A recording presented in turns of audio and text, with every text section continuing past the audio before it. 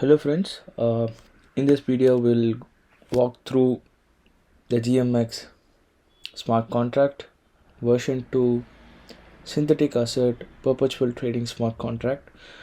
And now we will see how to deposit the tokens to the liquidity pool, which means that as a liquidity provider how we can provide the liquidity to the liquidity pool.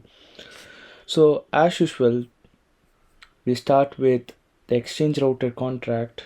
Inside that we have a create deposit function which can be called by the provider, liquidity provider. What does this do? It calls the create deposit function from the deposit handler. Let's go to the deposit handler contract.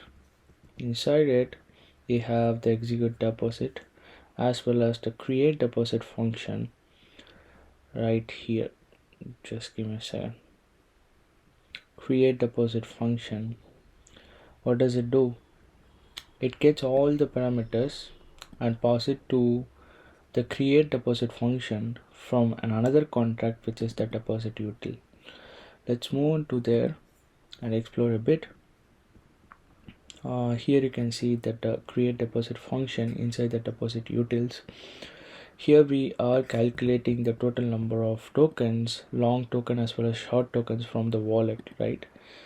After that we are checking for few conditions. Now we are going to create the deposit key, okay, which is further in the future it is going passed to the keeper, okay, who checks for the deposit and withdraws all the token from the wallet and transfer it to the liquidity pool.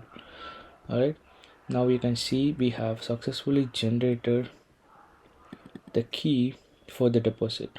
Now the keeper has to evaluate the deposit and has to provide the liquidity to the liquidity pool. Now we'll move on to the deposit handler and look into the execute deposit function. You can see like it can only be called by the keeper. Here we are using try catch block in order to handle the errors, exceptions. Inside that we're going to call the execute deposit function in this contract. The execute deposit function takes the key which we have created while depositing and it calls the execute deposit function from the execute deposit utils contract. Inside the contract we are checking for the parameters, whether the parameters are correct.